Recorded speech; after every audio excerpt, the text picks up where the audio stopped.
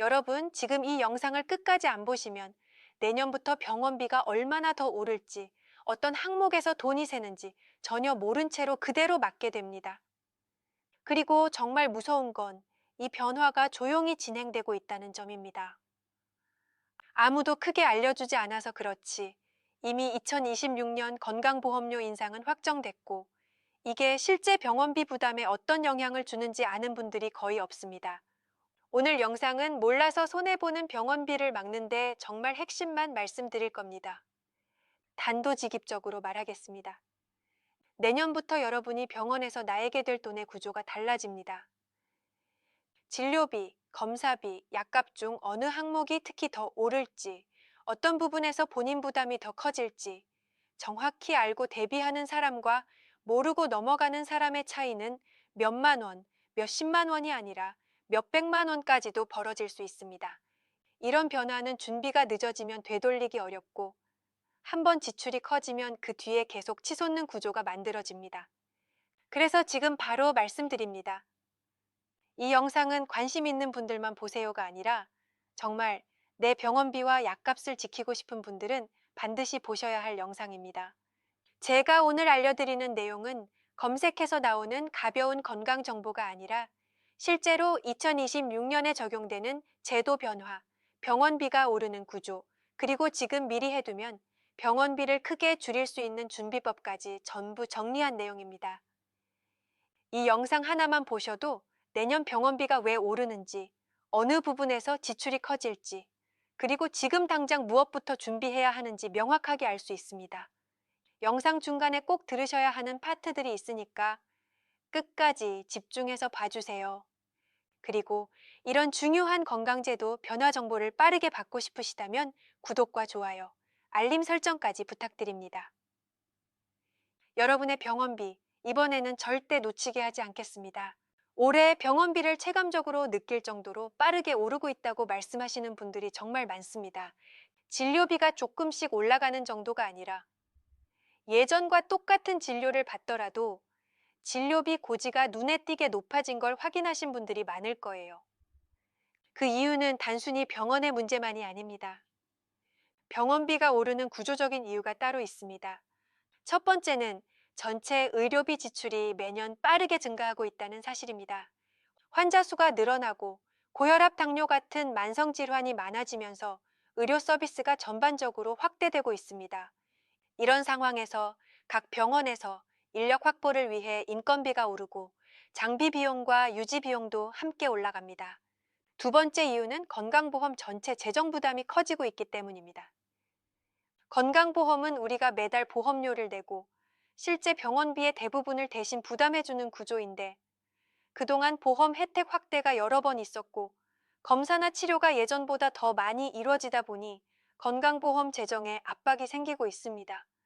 재정이 압박을 받으면 자연스럽게 국민이 부담해야 하는 금액도 조금씩 늘어나게 됩니다. 마지막으로 환자 연령대가 빠르게 높아지고 있다는 점도 중요한 원인입니다. 연령이 올라갈수록 병원 방문 빈도와 약 복용이 증가하는데 이게 전체 의료비 상승으로 바로 이어집니다. 그래서 지금 병원비 인상이 단순히 물가가 오르니까 같이 오른다 이런 문제가 아니라 구조적으로 오를 수밖에 없는 상황이 만들어지고 있는 것입니다. 이 구조를 먼저 알아야 앞으로 어떤 변화가 올지 이해할 수 있습니다. 이제 가장 중요한 내용을 말씀드리겠습니다. 바로 2026년에 건강보험이 어떻게 바뀌는지입니다.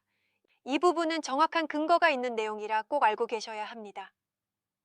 보건복지부가 이미 공식적으로 발표했는데 2026년 건강보험료율이 7.19%로 인상됩니다.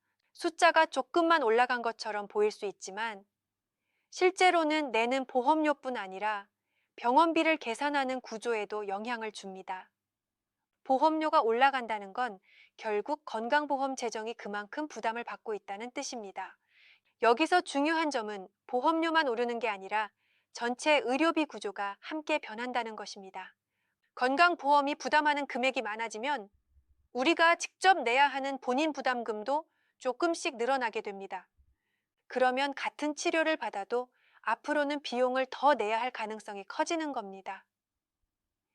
또한 아직 세부 항목이 모두 발표된 것은 아니지만 검사비나 진료비, 약값처럼 많은 분들이 자주 접하는 항목에서 영향이 나타날 가능성이 가장 높습니다. 특히 만성질환을 꾸준히 관리하는 분들은 의료비 변화를 더 빨리 체감할 수 있습니다. 이 변화는 하루아침에 생기는 게 아니라 이미 진행 중인 흐름이기 때문에 미리 알고 준비하는 것이 정말 중요합니다. 정리하면 2026년에는 보험료가 오르고 그에 따라 병원비 부담도 더 커질 수 있는 상황입니다. 그래서 지금부터 어떤 부분이 실제로 영향을 받는지 하나씩 짚어보는 것이 필요합니다. 다음 파트에서는 앞으로 비용이 가장 많이 오를 가능성이 있는 항목들을 쉽고 정확하게 알려드리겠습니다. 이제 여러분이 가장 궁금해하시는 부분일 겁니다. 앞으로 실제로 어떤 병원비가 가장 크게 오를 가능성이 있을까요? 모든 항목이 한꺼번에 오르는 건 아니지만 지금 흐름만 보면 특히 몇 가지 항목에서 변화가 먼저 나타날 가능성이 높습니다. 이 부분을 알면 내년 병원비가 얼마나 달라질지 감이 확실히 잡히실 겁니다. 첫 번째는 검사비입니다. 요즘 병원에 가면 기본적으로 받게 되는 혈액 검사부터 갑자기 필요해지는 초음파, CT, MRI 같은 검사들이 있습니다. 특히 영상 검사는 장비 유지 비용이 워낙 크기 때문에 비용 인상 압력이 강합니다. 검사 한 번 할 때마다 몇만 원씩 나가는데 이 금액이 앞으로 더 올라갈 가능성이 있습니다. 두 번째는 외래 진료비입니다. 병원에 잠깐 다녀오는 것만으로도 비용이 예전보다 많이 나오고 있는데 진료 시간이 짧아도 전체적인 인건비 때문에 진료비가 조금씩 오르는 흐름이 이미 만들어져 있습니다. 만성질환 때문에 한두 달마다 병원을 찾는 분들은 이 변화를 더 빨리 체감하게 될 수 있습니다. 세 번째는 약값입니다. 약제비는 아직 크게 올랐다고 느끼지 못하실 수 있지만 제약회사나 약국 입장에서는 이미 원가와 공급 비용이 부담되고 있어서 앞으로 약값 조정이 이뤄질 가능성이 있습니다. 특히 오래 먹는 약이나 새로운 치료제가 포함된 약은 가격 변화가 더 민감합니다. 그리고 네 번째는 입원비입니다. 입원비는 진료비와 간병비, 치료비가 모두 포함되기 때문에 조금만 변동이 있어도 전체 금액이 크게 올라갑니다. 최근 병원 인력 부족과 간병 인건비 상승까지 겹치면서 입원비는 앞으로 체감 상승 폭이 더 클 수 있습니다. 마지막으로 비급여 항목입니다. 보험 적용이 안 되는 비급여는 병원마다 금액 차이가 있고 정책 변화에 따라 조정이 더 빨리 이루어집니다. 만약 비급여 검사가 많은 병원을 이용한다면 비용 부담이 더 빠르게 느껴질 수 있습니다. 정리하면 검사비, 진료비, 약값, 입원비, 비급여 항목 순으로 변화가 나타날 가능성이 높습니다. 다음 파트에서는 이 중에서도 많은 분들이 특히 부담을 느끼는 약값이 앞으로 어떻게 달라질지 더 쉽게 설명해 드리겠습니다. 이제 약값 이야기를 해보겠습니다. 병원비가 오르는 것만큼이나 많은 분들이 부담을 크게 느끼는 부분이 바로 약값입니다. 특히 고혈압이나 혈당 같은 질환 때문에 매일 약을 챙겨 드시는 분들은 약값 변화가 전체 생활비에 직접 영향을 주기 때문에 이 내용은 꼭 알고 계셔야 합니다. 약값이 앞으로 오를 가능성이 있는 이유는 몇 가지가 있습니다. 먼저 제약회사에서 약을 만들 때 들어가는 원가가 계속 오르고 있습니다. 원료 가격이 오른 데다 제조 과정에서 필요한 비용도 함께 상승하고 있어 약을 만드는 쪽에서도 가격 인상을 고민할 수밖에 없는 상황입니다. 이런 비용 부담은 결국 약국과 병원을 거쳐 환자에게 전달될 수 있습니다. 또한 새로운 약들이 계속 개발되면서 고가의 치료제가 많아지고 있습니다. 예전에는 먹는 약 대부분이 비교적 저렴했는데 요즘은 질환이 복잡해지고 치료 방법이 다양해지면서 가격이 높은 신약들이 많이 등장하고 있습니다. 이런 약들은 보험 적용을 받더라도 본인 부담금이 높게 책정되는 경우가 많습니다. 따라서 약 종류에 따라 실제로 지출하는 금액이 크게 달라질 수 있습니다. 건강보험 제정도 약값에 영향을 줍니다. 보험에서 부담할 수 있는 금액이 제한되어 있기 때문에 특정 약들의 보험급여 기준이 조정될 가능성도 있습니다. 만약 급여 기준이 조금만 바뀌어도 본인이 내야 하는 금액이 더 커질 수 있습니다. 특히 오래 먹는 약일수록 이런 변화가 훨씬 크게 느껴지게 됩니다. 이렇게 여러 요소를 살펴보면 약값은 앞으로 눈에 띄게 오르지 않더라도 조금씩 부담이 늘어날 여지가 충분합니다. 그래서 미리 약값 구조를 이해하고 대체약이나 복용 조정이 가능한지 의료진과 상의해 보는 것이 중요합니다. 관리만 잘해도 약값 부담을 꽤 줄일 수 있기 때문입니다. 다음 파트에서는 실제로 병원비가 불리는 사례들을 통해 여러분이 어디에서 돈이 새는지, 어떤 실수가 가장 많은지 구체적으로 보여드리겠습니다. 이제는 실제 사례를 통해 병원비가 어떻게 불어나고 어떤 부분에서 돈이 가장 많이 새는지 말씀드리겠습니다. 이런 사례들은 특별한 경우가 아니라 주변에서 흔하게 볼 수 있는 이야기들입니다. 그래서 들으시면서, 저것도 내 얘긴데? 하고 느끼실 수도 있습니다. 첫 번째 사례입니다. 어느 분은 평소와 다르지 않은 진료를 받으셨는데 검사비가 예전보다 훨씬 많이 나왔다고 하셨어요. 단순 혈액 검사 하나였지만 검사 항목이 조금만 추가돼도 비용이 올라가는 구조라 예전과 비슷한 검사를 받아도 금액이 높아진 겁니다. 혈액 검사는 기본이라고 생각해서 신경 안 쓰고 받는 경우가 많은데 항목이 조금이라도 늘어나면 바로 비용이 올라갑니다. 두 번째 사례는 재검사와 관련된 이야기입니다. 같은 증상으로 병원 두세 곳을 다니는 경우가 있는데 병원마다 다시 검사를 하는 바람에 비용이 계속 쌓이는 경우가 많습니다. 환자 입장에서는 이미 했던 검사라고 생각하지만 병원은 자료가 없거나 기준이 다르다는 이유로 검사를 다시 진행하는 경우가 많습니다. 그러다 보면 몇 달 사이에 검사비만 수십만 원이 나가는 상황도 생깁니다. 세 번째는 약값과 관련된 사례입니다. 한 분은 매달 같은 약을 타시는데 약 종류를 조금만 바꿔도 비용 차이가 크게 났습니다. 효과는 비슷한데 가격 차이가 많이 나는 약이 꽤 많습니다. 의사와 상담만 잘해도 약값을 줄일 수 있는데 이걸 모르고 몇 년씩 같은 약만 타다 보면 누적 비용이 상당히 올라갑니다. 마지막으로 비급여 항목 때문에 돈이 새는 경우도 정말 흔합니다. 초음파나 특정 검사처럼 보험이 안 되는 항목은 병원마다 가격이 다르고 어떤 병원은 거의 2배 가까이 차이가 나기도 합니다. 같은 검사라도 어디에서 받느냐에 따라 부담이 완전히 달라질 수 있는 겁니다. 이런 사례들을 보면 병원비는 한 번에 많이 나오는 것 같지만 사실은 작은 항목, 반복되는 검사, 약값 차이, 비급여 비용이 조금씩 쌓여서 커지는 경우가 대부분입니다. 다음 파트에서는 이 병원비를 실제로 줄일 수 있는 가장 현실적인 방법들을 알려드리겠습니다. 이제는 병원비가 오른다는 이야기가 아니라 내 지출을 실제로 어떻게 줄일 수 있는지를 말씀드리겠습니다. 많은 분들이 병원비는 정해진 대로 내야 한다고 생각하시지만 조금만 알고 준비하면 지출을 꽤 많이 줄일 수 있습니다. 어려운 방법이 아니라 누구나 바로 실천할 수 있는 것들입니다. 가장 먼저 해야 할 일은 검사를 받을 때 꼭 필요한 항목만 진행하는 것입니다. 병원에서는 진료 과정상 여러 검사를 한 번에 권하는 경우가 많지만 모든 검사가 지금 당장 필요한 건 아닙니다. 의사에게 오늘 꼭 필요한 검사만 먼저 해도 되나요? 라고 한마디만 물어보셔도 검사가 줄어드는 경우가 많습니다. 검사 한두 개만 줄어도 비용 차이는 꽤 큽니다. 두 번째는 같은 검사라도 병원마다 가격이 다르다는 사실을 아는 것입니다. 특히 초음파나 특정 영상 검사는 보험이 적용되지 않는 경우가 있어 병원마다 가격 차이가 아주 크게 납니다. 가까운 병원 몇 곳에 전화를 해보면 비용이 절반 수준으로 차이 나는 경우도 있습니다. 검사만 다른 병원에서 받고 진료는 주치병원에서 받아도 전혀 문제가 되지 않습니다. 세 번째는 약값을 줄이는 방법입니다.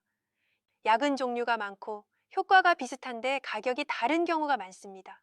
저렴한 대체약은 없나요? 라고 물어보면 대체 가능한 약을 알려주는 경우가 많습니다.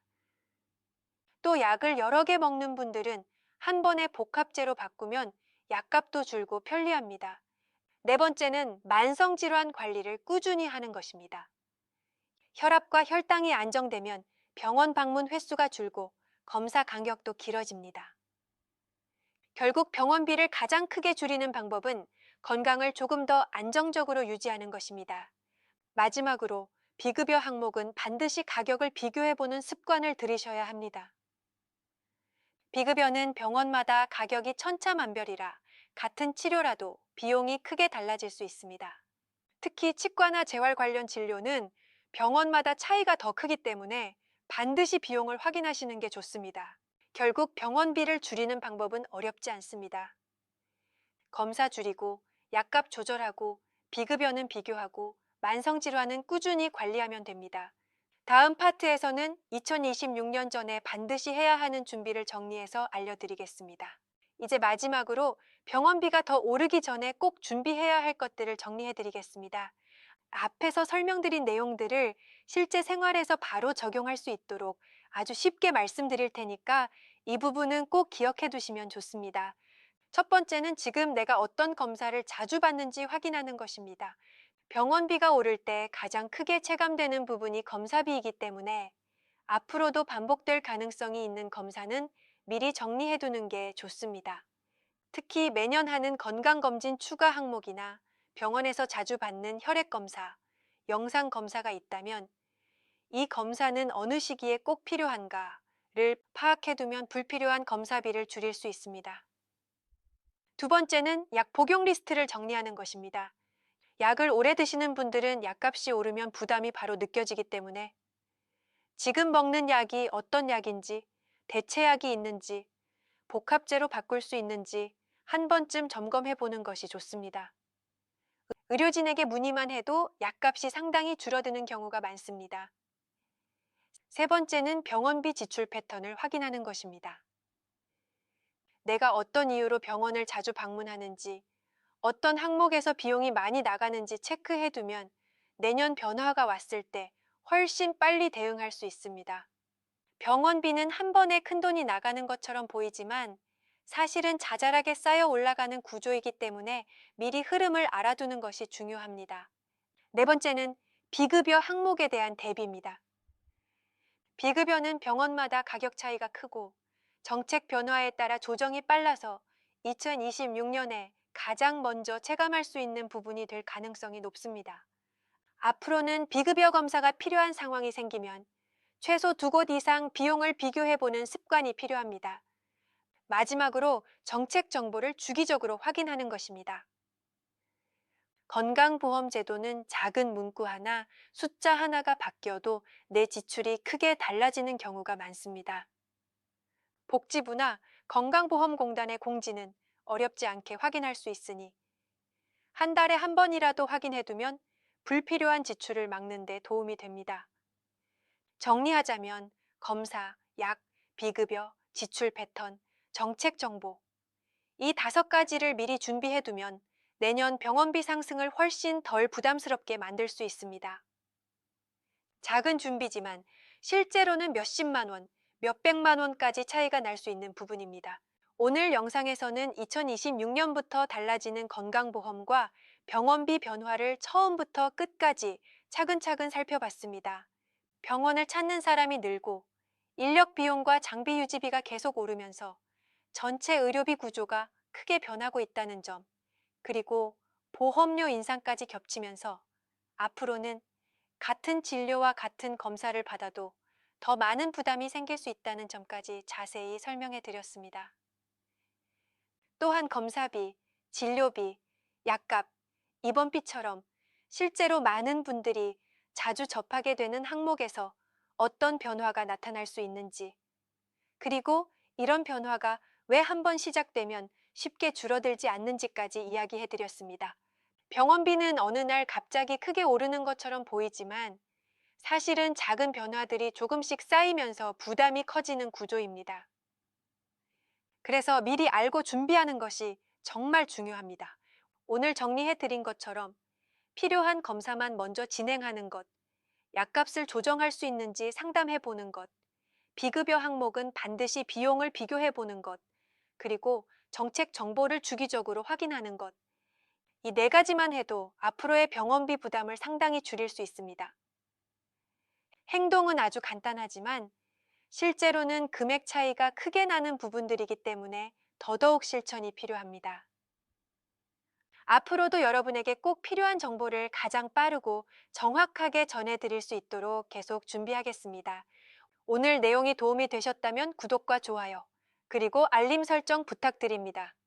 여러분의 지출이 불필요하게 늘어나지 않도록 앞으로도 계속 도와드리겠습니다. 끝까지 함께 해주셔서 감사합니다.